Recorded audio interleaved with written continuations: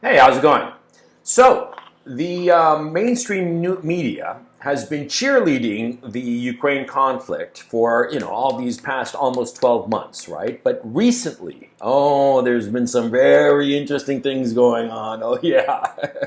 Recently, there have been a series of articles in the New York Times, the BBC, the Daily Telegram in the United Kingdom that all point to the fact that the Russians are winning. The Russians are winning in spectacular fashion and in an inevitable fashion.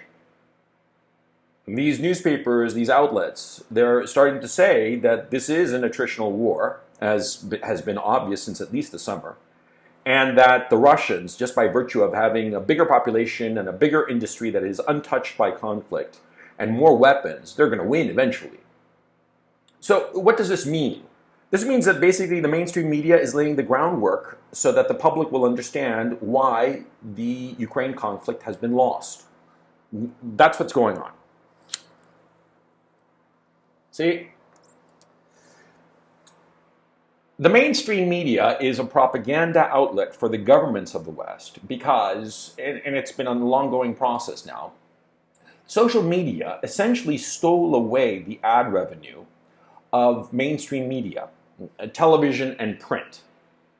And because what happened was that social media like Facebook and Google and all the rest of it, and Twitter and so forth, would take the content and put it on their platforms and show their own ads. And that revenue didn't go back to the mainstream media that had spent the money to make those pieces of content, right? And so what has happened is that all the mainstream media has been slowly going broke, and so they've gotten handouts from the governments. The governments in the West subsidize all these mainstream media outlets to a greater or lesser extent. In Canada, it's almost like 100% for a lot of the bigger outlets, right? In CNN, for instance, they get a big contract from the U.S. State Department and from the Department of Defense. See, these companies are not independent news outlets that can say the truth. I mean, you only say what the guy paying you tells you to say. If I'm, giving you 30, 50% of your income, you're going to say what I want you to say, of course, because your income depends on this. Your financial survival depends on this. So mainstream media, that is why the mainstream media lies and says things that the government wants you to hear. Now, when these articles start appearing, what's going on is that the Western governments are slowly laying the groundwork so that people understand or come to the realization that the war in Ukraine is lost. Something that alt media, such as myself and the usual suspects that you all know, we could have told you ages ago. Because we all know what the reality on the ground is. We've been reporting the reality on the ground. And of course, from that reality, we've been able to easily extrapolate what will eventually happen, which is, of course, the complete victory of the Russians in the Ukraine conflict. And we've known about this since practically the beginning of this conflict. Now, the mainstream media is laying the groundwork, and you who are watching this, you should realize that you can't trust the mainstream media at all. I mean, if some disaster happens somewhere, there's an earthquake like the one in Turkey and Syria, yeah, sure, you can count on them to tell you more or less the truth of some event like that. But when it comes to anything political, when it comes to anything that the government is pursuing, you can't trust the mainstream media because they're lying. Because the mainstream media is telling you what the government wants you to hear. And we've seen that insofar as COVID, insofar as the medication, insofar as the conflict in Ukraine, and soon enough, insofar as the conflict with China, which is coming up. The conflict in China is going to happen in 2025. The Americans have basically announced that it's going to happen in 2025. So you have to understand what is the use of the media. The mainstream media, its use is to understand what's going on inside your government. Your government in the so-called Western democracies. Western democracies that are supposed to be the will of the people, right? It's not the will of the people. It's the will of a bunch of entrenched bureaucrats who have ideological and long-standing ethno-religious reasons to pursue certain policies that are to the detriment of you, the people. You, the people, no longer have a government that represents you. It represents these entrenched interests, these moneyed interests, these geopolitical and ideological interests. And so it's very useful to read the tea leaves of the mainstream media. That's why I'm doing this video. And that's why you should always understand that whenever it comes to anything truly important, not some, plane crashing or not some, fire in some warehouse or something like that, although, insofar as the food supply is concerned, you should be paying attention to that, but that's another story. And insofar as those very specific issues that happen, these accidents that happen around the world, sure, follow the mainstream media. But when it comes to anything political, don't trust them, because they are telling you what this entrenched bureaucracy wants you to know, but not the truth.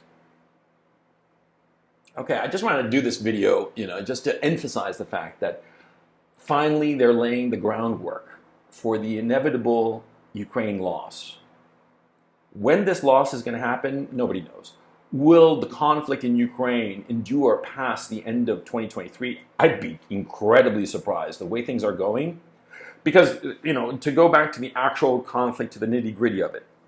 See, everybody has been saying that the Russians are going to stage this big offensive, and everybody's thinking it's going to be like this big arrow, blitzkrieg kind of offensive. But as the days pass, I'm noticing something interesting. It's not so much that there has been the preparations for a big arrow offensives coming out of the north of Ukraine or the east of Ukraine or the south of Ukraine, but rather the volume of this attritional conflict has been turned up by the Russians. And it seems to me that when we talk about the Russian offensive, it's not really an offensive like all of a sudden, like landing at Normandy kind of offensive. It seems that they're simply turning up the volume. They're doing the same thing that they've been doing since at least the summer, of just grinding down in the south and the east of Ukraine, but they're just ramping it up. A couple of months ago, the Russians were lobbing 20,000 shells a day of artillery fire all along the front, and now it's up to 60,000. Turning up the volume. There are more areas of attack all along the front, but the same kind of attritional attack, of slowly grinding down. Bakhmut is about to be operationally encircled, and this is going to be a huge political blow because the Zelensky regime bet the ranch on Bakhmut. And current estimates say that there are about 10,000 Zelensky regime forces in Bakhmut who will be operationally encircled. That means that there's no possibility for them to escape. And they will either have to fight to the death or surrender en masse. And we'll see how that goes. I personally, for obvious reasons that I want to minimize the loss of life, I hope that they do surrender. Not because I'm questioning their bravery, but just because of the military reality. If you are completely encircled by a superior foe, what else is there to do? To die in vain? I hope that they realize that they should do the sensible thing and save their lives, because it's pointless to continue. Either way, they're no longer going to be a part of the Kiev regime forces. Either they will be destroyed or they will be taken as POWs. At least as POWs, they have some hope of later returning to a normal life. A dead man has no life. But anyway, the Bakhmut is about to fall. It's about to be operationally encircled, and either the soldiers there will be destroyed or hopefully taken prisoner and hopefully live to see a better day. But they are no longer part of the Ukraine armed forces. It's a simple matter. And this is a huge blow to the Kiev regime. And we'll have to see the developments in Kiev, following the fall of Bakhmut. That's going to be extremely interesting. And I think that there is going to be a lot of political chaos in Kiev when that happens. Because, like I said, they bet the ranch on it. And it was a bad bet. And they don't have any more chips to bet. You see? But anyway, I just wanted to do this video. It's a little bit rambling. Sorry about that. But I just wanted to get it off my chest. And, understand what's going on.